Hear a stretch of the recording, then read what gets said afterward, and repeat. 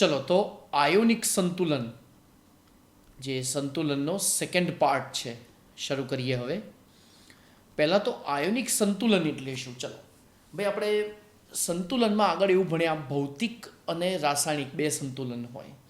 તો આ જે આયોનિક સંતુલન છે એ રાસાયણિક સંતુલનનો જ એક ભાગ છે. ભૌતિક સંતુલન એટલે ભૌતિક સ્થિતિ વચ્ચે સંતુલન સ્થપાય, જેમ કે ઘન અને પ્રવાહી, ઘન અને વાયુ, પ્રવાહી અને વાયુ. પછી એવી રીતે પ્રવાહીનું ઘનનું દ્રાવણમાં વિલયન અને વાયુનું પ્રવાહીમાં વિલયન, બરાબર? એ બધું તમે ભણ્યા. તો એ ભૌતિક સંતુલન હતું. રાસાયણિક સંતુલનમાં રાસાયણિક સંયોજનો વચ્ચે સંતુલન સ્થપાય. અને સેમ હવે આયોનિક સંતુલન. તો આયોનિક સંતુલન એટલે આ આયનો વચ્ચે સ્થપાતું સંતુલન. એટલે આપણે સિમ્પલ સમજીએ કે ભાઈ આ જે આયનો વચ્ચે જે સંતુલન સ્થપાય એનું લોજિક શું છે? આયનો વચ્ચે જે સંતુલન સ્થપાય એનું લોજિક શું છે? તો એવું કહેવાય કે આયનો જનરલી જે પદાર્થને પાણીમાં ઓગાળો ને જો આયનો ઉત્પન્ન થાય તો એવા પદાર્થને પહેલાં તો વિદ્યુત વિભાજ્ય કહેવાય, બરાબર? ઇલેક્ટ્રોલાઇટ કહેવાય, બરાબર? અને એની વચ્ચે સંતુલન એટલે કે ઇક્વિલિબ્રિયમ સ્થપાય, ઇક્વિલિબ્રિયમ સ્ટેટ તમને મળે, બરાબર? એટલે હવે આ આયનો વચ્ચે સંતુલન સ્થપાય એના માટે પહેલાં તો આપણે એમ કહીએ કે ભાઈ પદાર્થોના બે પ્રકાર. પહેલું વિદ્યુત વિભાજ્ય ઇલેક્ટ્રોલાઇટ કહેવાય એને, અને બીજું છે વિદ્યુત અવિભાજ્ય, બરાબર? વિદ્યુત વિભાજ્ય અને વિદ્યુત અવિભાજ્ય. ચાલો તો હવે આગળ આ જે વિદ્યુત વિભાજ્ય છે એટલે પદાર્થ પાણીમાં ઓગળે ને આયનો ઉત્પન્ન થાય. અને અહીંયા આયનો ન ઉદ્ભવે. ચલો આયનો ન ઉદ્ભવે એના ઉદાહરણ તો કે ખાંડ, યુરિયા, ગ્લિસરીન, ગ્લુકોઝ. તો આ બધા વિદ્યુત અવિભાજ્ય છે એટલે આપણે એની વાત નથી કરવાની. ચલો વિદ્યુત વિભાજ્ય એ વિદ્યુત વિભાજ્યના પાછા બે પ્રકાર છે. આપણે વિદ્યુત વિભાજ્યમાં એમ કીધું આયનો ઉત્પન્ન થાય એટલે કે આયનીકરણની ક્રિયા થાય. પણ જો એ આયનીકરણની ક્રિયા સંપૂર્ણ થાય તો એને કહેવાય છે પ્રબળ વિદ્યુત વિભાજ્ય. તો અહીંયા શું કહેવાય? સંપૂર્ણ. સંપૂર્ણ એટલે કેટલા? 100%, 100% વિયોજન થાય. વિયોજન અથવા તો આયનીકરણ થાય. તો એને શું નામ આપ્યું આપણે? પ્રબળ વિદ્યુત વિભાજ્ય. અને સેકન્ડ છે નિર્બળ વિદ્યુત વિભાજ્ય. તો અહીંયા કેવું? અંશતઃ આયનીકરણ થાય. અંશતઃ એટલે ઓછું થાય, લેસ દેન 100%, બરાબર? એટલે અહીંયા અંશતઃ આયનીકરણ થાય. ચલો હવે અંશતઃ આયનીકરણ થાય એટલે થોડોક જથ્થો ઓગળેલો રહે, થોડોક જથ્થો બિન વિયોજિત રહે, થોડોક જથ્થો વિયોજિત રહે. એટલે આપણે એનું ઉદાહરણ કહીએ એસિટિક એસિડ. એસિટિક એસિડ એ નિર્બળ વિદ્યુત વિભાજ્ય છે. એટલે એનું આયનીકરણ તમે લખો તો આવું લખાય CH3COO- અને H+. હવે જો આની સાંદ્રતા 0.1 મોલર હોય તો આની સાંદ્રતા 0.1 મોલર તો ના જ હોય, કેમ કે સંપૂર્ણ આયનીકરણ નથી થતું, 100% નથી થતું, ઓછું થાય. તો એ વખતે આ આયનો અને પેલા અણુઓ બંને વચ્ચે સંતુલન સ્થપાય અને એ સંતુલનને આપણે કહીશું આયોનિક સંતુલન.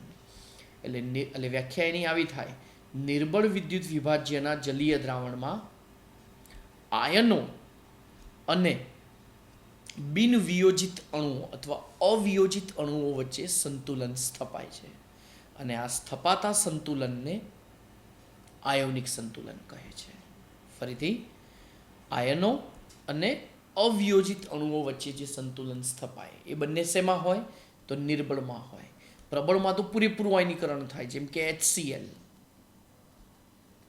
HClમાંથી કયા આયનો મળવાના? તો આપણને ખ્યાલ છે H+Cl-. આની સાંદ્રતા 0.1 મોલર હોય તો એના H+ ની સાંદ્રતા બી 0.1 મોલર જ થાય, બરાબર? તો આ કેવું આયનીકરણ થાય છે? સંપૂર્ણ. કેવું? સંપૂર્ણ આયનીકરણ થાય છે. તો જ્યારે સંપૂર્ણ આયનીકરણ થાય ત્યારે એમાં જે તે પદાર્થ ઓગળે અને સંપૂર્ણ આયનીકરણ થાય, બધો જથ્થો આયનોમાં ફેરવાય, તો એ ત્યાં અવિયોજિત હોવાનું જ નથી. એટલે બધું એક જ ડાયરેક્શનમાં થયું, બીજી ડાયરેક્શન થઈ જ નહીં, બરાબર? એટલે એ વખતે તો સંતુલનનો કોઈ સવાલ જ નથી. પ્રક્રિયકો બધા નિપજમાં કન્વર્ટ થઈ જાય પછી એમાં સંતુલન તો ક્યાં આવે, બરાબર. એટલે એમાં સંતુલન જોવાનું હોય જ નહીં. પણ જેમાં બંને હોય, પ્રક્રિયા કોઈ હોય નિપજોય હોય, બરાબર. તમને આપણે જે જૂનું કરાવ્યું હતું ને એની ઉપરથી સમજાવું છું. તો આ અહીંયા કહેવાય છે આયોનિક સંતુલન, બરાબર. તો આ આયોનિક સંતુલનનું લોજિક થયું.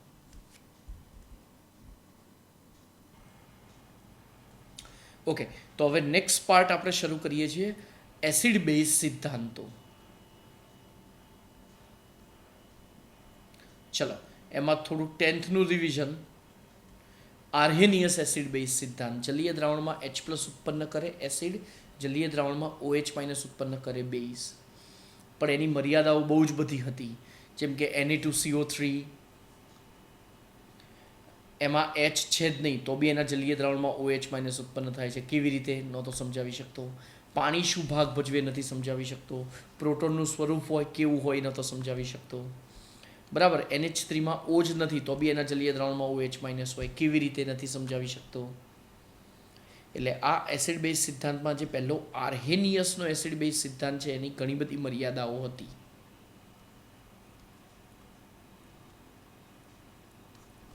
બરાબર. આ એની મર્યાદા. એમાંની મેઇન આ કે ભાઈ NH3 હોય એના જલીય દ્રાવણમાં OH- ઉત્પન્ન થાય છે. એ તો ખાલી એવું જ કહે છે ભાઈ જલીય દ્રાવણમાં H+ તો એસિડ, OH- તો બેઝ. પણ કઈ રીતે શું એની કોઈ જ ઇન્ફોર્મેશન આ નિયમે આપી નહોતી, બરાબર. હવે એટલે એનું હવે ફંડામેન્ટલ શરૂ કરીએ છીએ, જેનું નામ છે બ્રોન્સ્ટેડ-લોરી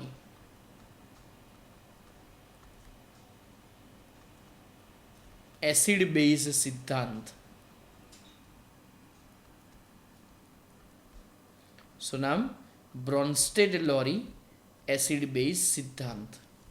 શોર્ટમાં આપણે એને કહીશું BL સિદ્ધાંત, બ્રોન્સ્ટેડ-લોરી.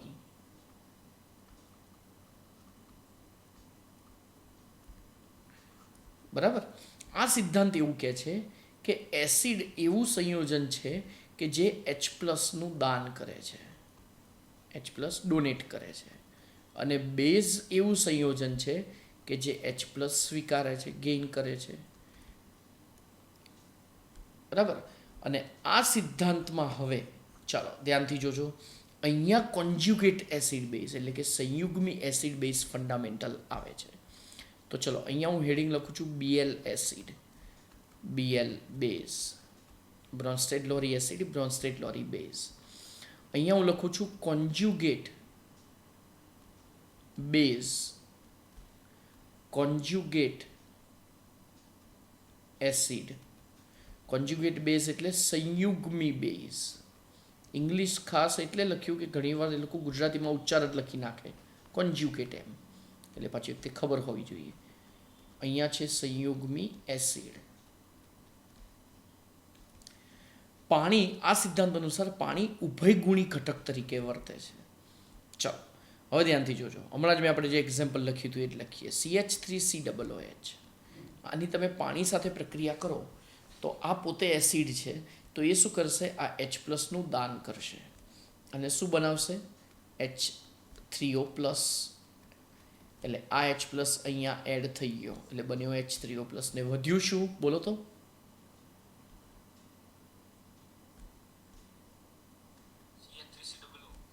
CH3COO પણ શું વીજભાર માઇનસ, બરાબર. હા, તો આ CH3COO- ને સંયુગ્મી બેઝ કહીશું અને H3O+ ને સંયુગ્મી એસિડ કહીશું. આ સંયુગ્મી એસિડ બેઝ કેવી રીતે ડિસાઇડ થાય? તો કે જે રિવર્સ ડાયરેક્શનમાં જે H+ ડોનેટ કરે, રિવર્સ એટલે ખબર પડી ને, ઊંધી જ્યારે પ્રક્રિયા, કેમ કે આયનીકરણની પ્રક્રિયા હંમેશા પ્રતિવર્તી હોય, તો રિવર્સમાં અહીંયા કોણ H+ ડોનેટ કરશે? તો કે જે સ્વીકારીને બેઠો છે એ.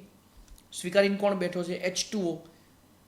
H+ સ્વીકારીને શું બનાવે છે? H3O+. અને પછી એ જ H+ પાછું શું થશે? અહીંયા જ્યારે બેકવર્ડ એટલે જ્યારે ઊંધી પ્રક્રિયા થશે, પ્રતિગામી પ્રક્રિયા, ત્યારે પાછું H+ ને આપશે તો જ આ બે મળે ને. એટલે ઇન શોર્ટ અહીંયા જે દાન અને સ્વીકારવાની પ્રક્રિયા થઈ અહીંયા ઊંધી થઈ ગઈ. તો રિવર્સમાં જે H+ નું દાન કરે એને સંયુગ્મી એસિડ, ફરીથી રિવર્સમાં જે H પ્લસનું દાન કરે આપણે એને કહીશું સંયુગ્મી એસિડ અને પેલાને સંયુગ્મી બેઝ. આ ખાસ યાદ રાખજો.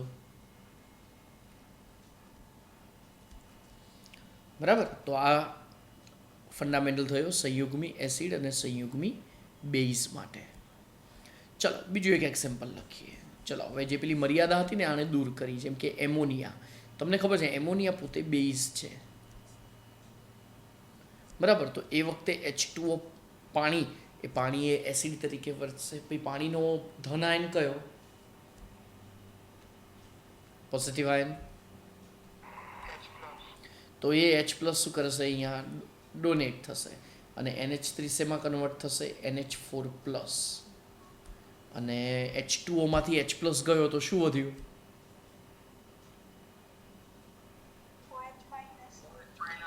બરાબર, તો બોલો ચલો NH3 છે એનો સંયુગ્મી બેઝ સંયુગ્મી એસિડ કયો?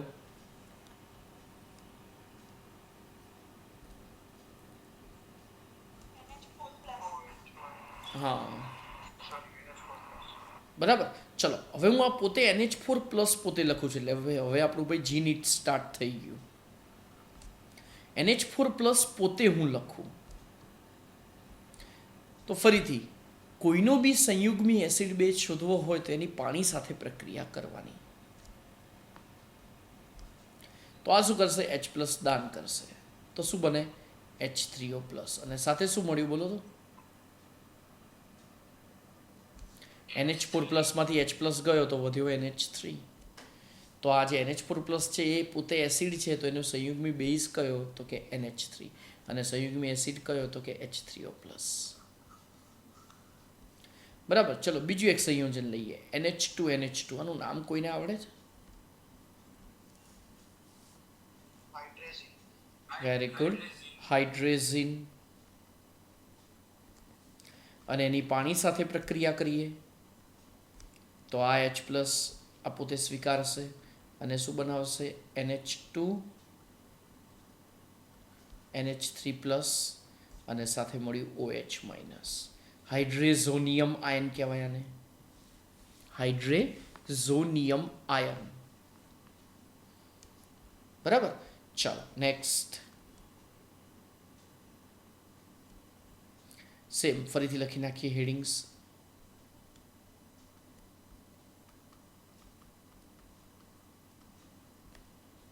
Bl એસિડ વત્તા Bl બેઝ. ઉપાડો એક મિનિટ, આ બે નથી લખી રહ્યા. અનધર સાઈડ ખાસ આપણે લખીએ. કયા? કોન્જ્યુગેટ એસિડ, કોન્જ્યુગેટ બેઝ શોર્ટમાં લખ્યું. બરાબર, એટલે કે સંયુગ્મી બેઝ અને કોન્જ્યુગેટ એસિડ એટલે કે સંયુગ્મી એસિડ. અને હવે બધા ડિફરન્ટ આપણે ઉદાહરણ લઈએ. તો ફરીથી કોઈના બી સંયુગ્મી એસિડ બેઝ શોધવા હોય તો આપણે શું કરવાનું? એની પાણી સાથે પ્રક્રિયા કરવાની. બરાબર, જેમ કે H3PO2 આ પોતે એસિડ છે, હાઇપોફોસ્ફરસ એસિડ. અને આની પાણી સાથે પ્રક્રિયા થાય તો શું મળે? આ H પ્લસનું દાન કરશે તો બનાવશે H2PO2 1- અને સાથે શું મળ્યું? OH minus. પણ એક્ઝામમાં તમને આવું ના પૂછે, આ પૂછે અને બધા અહીંયા જ ગોથું ખાઈ જાય. આ H3PO2માં ભલે તમને 3 હાઇડ્રોજન દેખાતા પણ ભાઈ એનું N ફેક્ટર યાદ હોય તો એની બેઝિકતા કેટલી ખબર છે? આની બેઝિકતા એક જ છે. P ડબલ બોન્ડ O અને એક જ OH. ભૂલી ગયા? બરાબર, એટલે એક જ હાઇડ્રોજન, ધ્રુવીય બંધ એક જ છે, પોલર બોન્ડ. એટલે આ એક જ H પ્લસ મુક્ત કરશે. એટલે હવે જો હું આની પાણી સાથે પ્રક્રિયા કરું તો ચલો તમને એ ખબર પડી ગયું. ઘણા શું કરે? આમાંથી 2 હાઇડ્રોજન છે ને એટલે એક હાઇડ્રોજનનું દાન કરે. પણ એ યાદ હોવું જોઈએ કે આ H2PO2 શેમાંથી મળ્યો છે? આનું નામ છે હાઇપોફોસ્ફાઇટ આયન.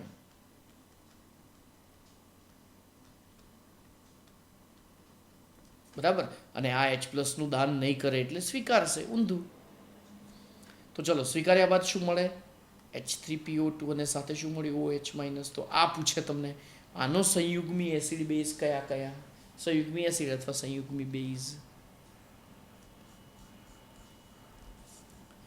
બરાબર, ચલો સેમ હવે H3PO3, ચલો એનું બંધારણ ચલો મેં હમણાં દોર્યું હતું, બસ હવે ખાલી થોડુંક જ એડિશન કરવાનું. શું? 2OH. સરસ, 2OH. બરાબર. અને આની જ્યારે પાણી સાથે પ્રક્રિયા કરો ત્યારે તમને શું મળશે? તો કે આ તો 2H+નું દાન કરી શકશે, તો વારાફરથી કરો ને. એટલે પહેલાં બનશે H2PO3 1-. જસ્ટ મિનિટ, મેં થોડીક ભૂલ કરી દીધી. ભૂલ એટલી કે આ પદ અહીં આવે, H+ ગુમાવ્યા બાદનું આપણે અહીં લખવાનું થાય. બરાબર. એટલે H2PO3 1- અને H3O+. બરાબર. આ H2PO3 1- ભાઈ OH બંધ કેટલા છે? તો કે 2 છે આમાં, એટલે બીજો હજી એક H+ મુક્ત કરી શકશે.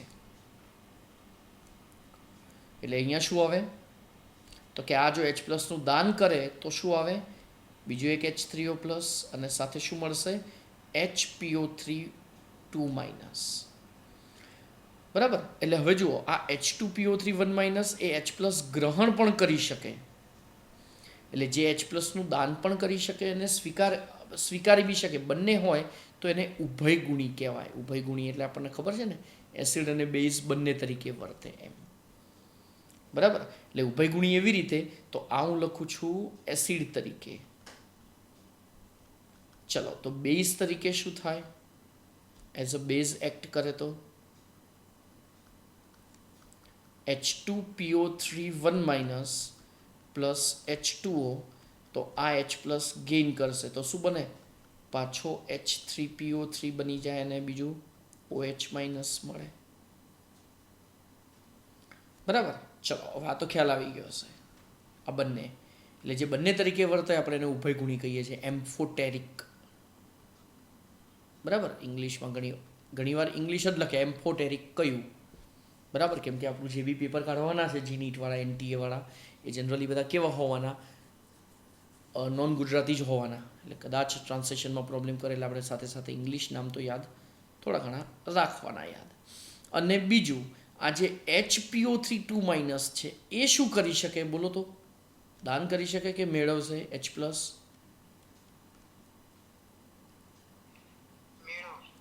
એનું રીઝન એક જ, કેમ કે હવે આની પાસે કોઈ એવા હાઇડ્રોજન નથી, કેમ કે આ જે pH બંધ છે ને, આ તો અધ્રુવીય નોન પોલર છે. એટલે એ હાઇડ્રોજન આની જેમ આની પાસે 2H હતા નહોતા થતા ને ખાલી એ પછી તે H+ મેળવતો હતો એની જેમ, એટલે આ શું કરશે? હવે H+ મેળવશે જ. બરાબર. અને શું બનાવશે? પાછું H2PO3 1- અને OH-. તો ખાસ આના સંયુગ્મી એસિડ બેઝ ખાસ યાદ રાખવાના. આ બી યાદ રાખવાનું. ઘણા શું કરશે? H જોઈને પછી તરત H+ નું દાન કરીને PO3 3- બનાવી દે, પણ એવું પોસિબલ નથી. બરાબર. અને થર્ડ એક્ઝામ્પલ H3PO4, અને આ H3PO4 નું બંધારણ કેવું? P ડબલ બોન્ડ O, અને પછી બોલો તો શું આવે?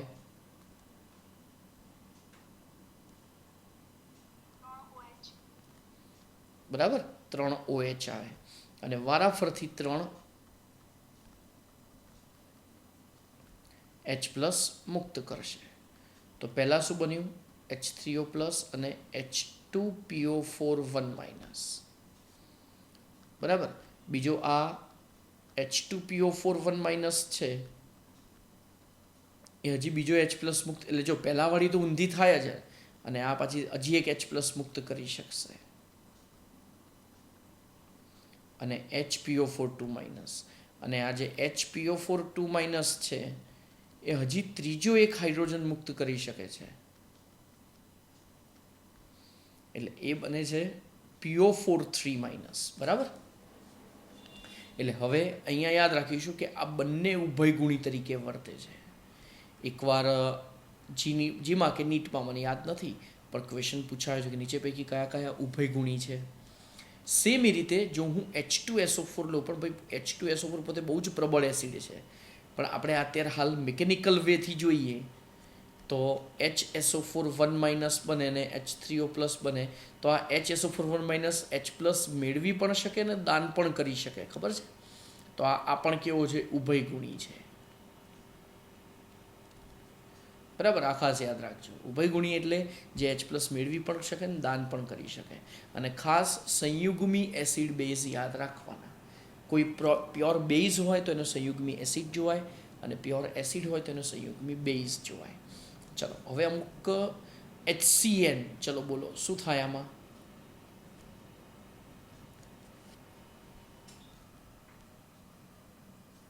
ફટાફટ ચલો બોલો, આમાં શું થાય HCN હોય તો?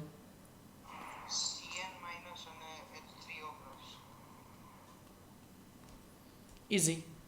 એમાં આ શું છે? બધા સંયુગ્મી એસિડ છે અને આ સંયુગ્મી બેઝ. બરાબર. ચાલો બીજું એક આપણે લખીએ હવે,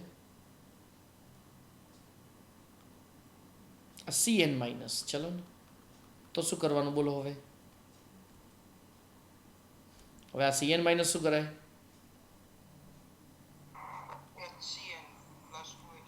હા, HCN બનાવે ને સાથે OH માઇનસ બનાવે. બરાબર. ચલો એટલે આ યાદ રાખો.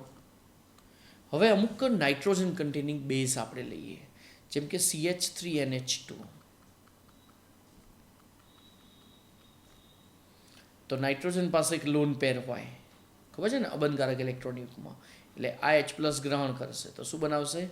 CH3NH3 પ્લસ અને OH માઇનસ. ચલો બેન્ઝીન પર NH2 શું કહેવાય? બેન્ઝીન ઉપર NH2 હોય તો એને એનિલિન. બરાબર, બેન્ઝીનેમાઇન. હા, અને અહીંયા બનશે C6H5NH3 પ્લસ અને OH માઇનસ. બરાબર. એટલે આવા તો કેટલાય નાઇટ્રોજનવાળા હોય. હજી બીજું એક લખીએ, CH3 ટ્વાઇસ NH. આને કહેવાય ડાયમિથાઇલેમાઇન. તો આ હજી બી એક H પ્લસ ગેઇન કરી શકે. એટલે શું બનાવશે? CH3 ટ્વાઇસ NH2 પ્લસ અને OH માઇનસ. હજી એક લઈએ, CH3 થ્રાઇસ N, ટ્રાયમિથાઇલેમાઇન.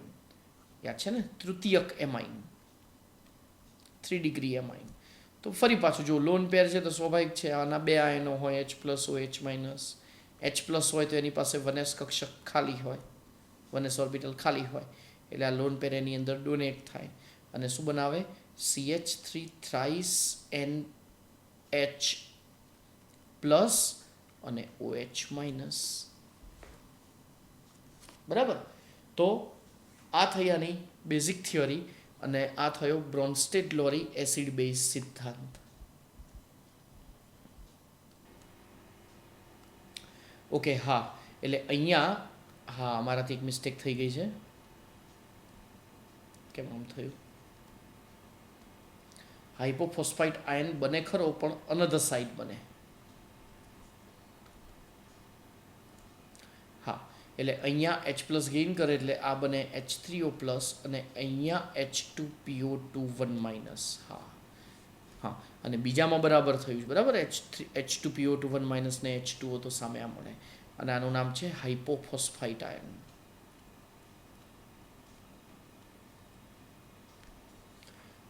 બરાબર. હા, ખાસ આ ઉભયગુણી એ જરા યાદ રાખજો. બરાબર. બીજું એમ્ફોટેરિક બેઝ તરીકે જે વપરાય, એટલે એસિડ અને બેઝ બંને તરીકે યુઝ થાય. આ ફંડામેન્ટલ. બરાબર. અને એના આયનીકરણની પ્રક્રિયાઓ.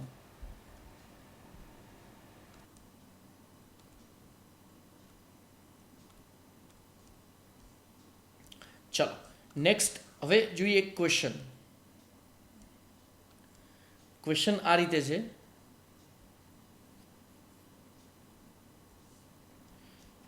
HOBr plus OH minus gives H2O વત્તા OBr માઇનસ. ચલો આમાં બ્રોન્સ્ટેડ-લોરી બેઝ કયો, બ્રોન્સ્ટેડ-લોરી એસિડ કયો, અને કોન્જ્યુગેટ બેઝ કયો ને કોન્જ્યુગેટ એસિડ કયો, એ આ ચારમાંથી કહેવાના છે. બેઝનું કામ શું? તો કે H પ્લસ ગ્રહણ કરવાનું, H પ્લસ ગેઇન કરવાનું. બરાબર. એટલે આ H પ્લસ અહીંયા જો જાય તો જ H2O બનાવે. દેટ મીન્સ OH માઇનસ શું થયો? બેઝ થયો, જે H પ્લસનું દાન કરે એટલે આ HOBr શું થયો? એસિડ થયો. બરાબર. ચલો સામે કોન્જ્યુગેટ બેઝ કોણ બોલો તો? જે રિવર્સમાં H પ્લસ સ્વીકારે. પાછું આ કેવી રીતે મળવાનું? OBr minus. બરાબર. અને કોન્જ્યુગેટ એસિડ કોણ થાય? H2O. તો જેવી રીતે આ ચાર ઓળખ્યા, બરાબર, તો એવા કોઈ બી ક્વેશ્ચન્સ ગમે ત્યાંથી પૂછે તો તમને ફંડામેન્ટલ ખબર હોવી જોઈએ. બરાબર. તો આ બ્રોન્સ્ટેડ-લોરી એસિડ બેઝ પ્રિન્સિપલ થયો અને એનો આ ફંડામેન્ટલ થયો.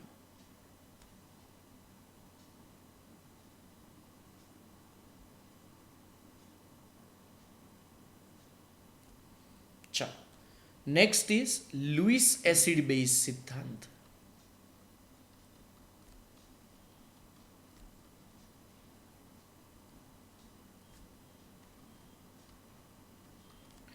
આ સિદ્ધાંત અનુસાર એસિડ કોને કહેવાય?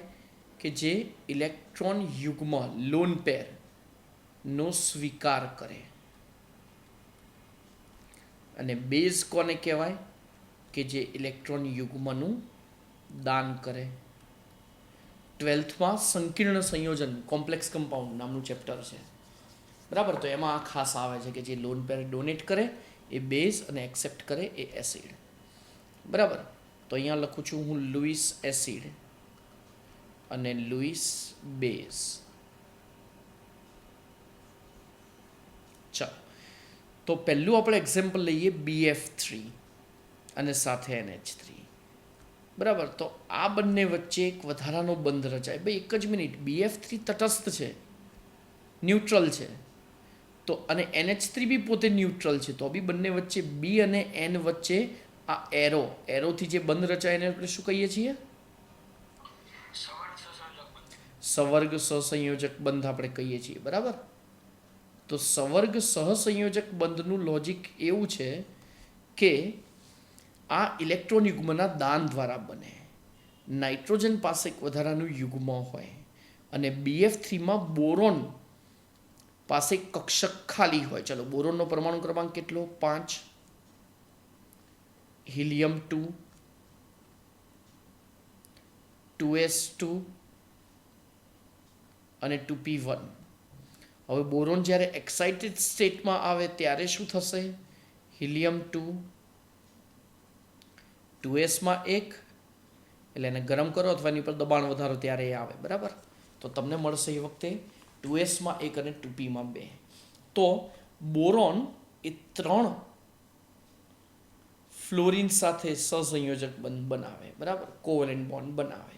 તો બી એની પાસે એક કક્ષક ખાલી રહે, એક ઓર્બિટલ ખાલી રહી. જુઓ. અને હવે નાઇટ્રોજનની વાત કરીએ તો નાઇટ્રોજનનો પરમાણુ ક્રમાંક 7, હિલિયમ 2, 2s2, 2p3. બરાબર. તો એનો મતલબ શું થયો અહીંયા? કે આ શું કરશે? તો કે આ 3 હાઇડ્રોજન સાથે જો અહીંયા પણ સહસંયોજક બંધ રચાય. તો લોજિક એવું છે કે આની પાસે 2 ઇલેક્ટ્રોન વધારાના અને આની પાસે કક્ષક ખાલી, તો એની અંદર અહીંયા દાન થઈને બંને વચ્ચે આ એરોથી તમે જે ઇન્ડિકેટ કરો ને એ બંધ અહીંયા રચાય છે.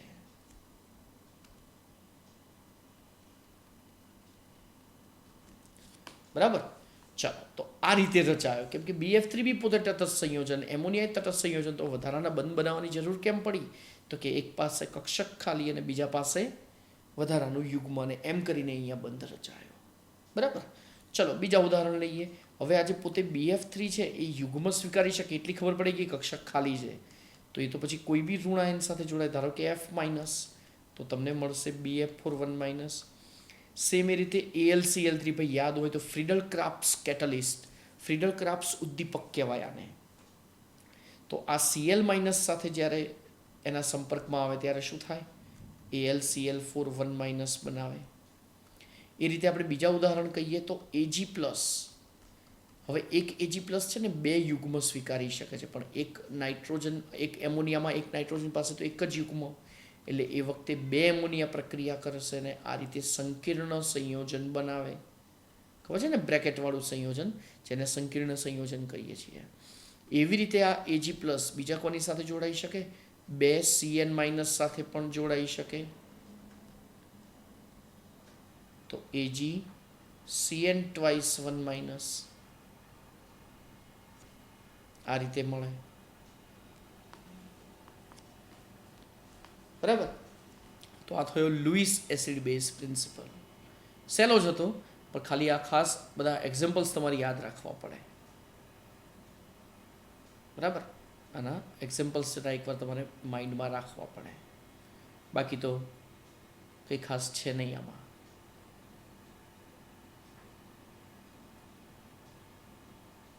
બરાબર. ચાલો એકાદ બે MCQ જોઈ લઈએ. ધ્યાનથી જોજો. ક્વેશ્ચન આવો છે કે ભાઈ PO4 3 માઇનસ વત્તા H2O gives HPO4 2 માઇનસ અને OH માઇનસ. તો આમાં કોણ કોન્જ્યુગેટ એસિડ બેઝ? કોણ કોણ?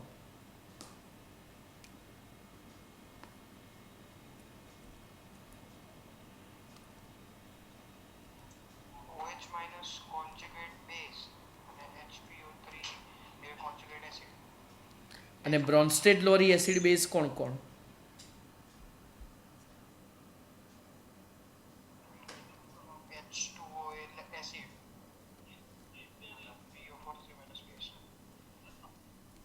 બરાબર, સરસ.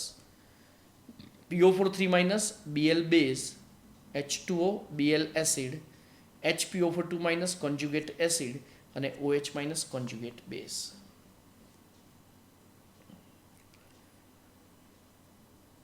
બરાબર. આ ખાસ યાદ રાખજો.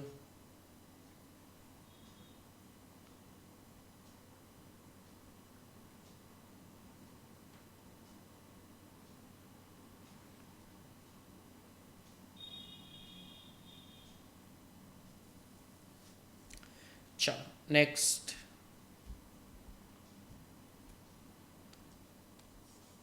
ચલો નેક્સ્ટ ક્વેશ્ચન. ઇથેનોલ નો કોન્જ્યુગેટ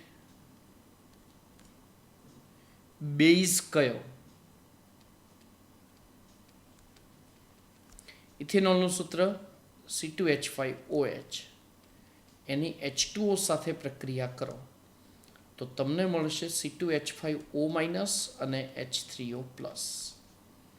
તો ચલો કોન્જ્યુગેટ બેઝ કયો?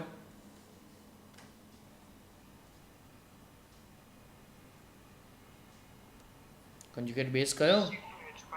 C2H5O minus. આ કોન્જ્યુગેટ બેઝ થશે, આ કોન્જ્યુગેટ એસિડ. બરાબર. આ એસિડ અને આ બેઝ. બરાબર. ચાલો તો ભાઈ એસિડ બેઝ પ્રિન્સિપલ પતી ગયો. બરાબર. તો આટલું વ્યવસ્થિત મોઢે કરો. બરાબર. અને આના બેઝ ઉપરના જેટલા બી ક્વેશ્ચન્સ છે એ સોલ્વ કરો. એક કામ કરીશ, આના ડિસ્ક્રિપ્શન બોક્સમાં જ એક હું મૂકી દઈશ. બરાબર. એક PDF, તો એ જાતે તમે મથજો. બરાબર સ્ટુડન્ટ્સ. તો ચલો આજનો લેક્ચર સાથે પૂરો થાય છે.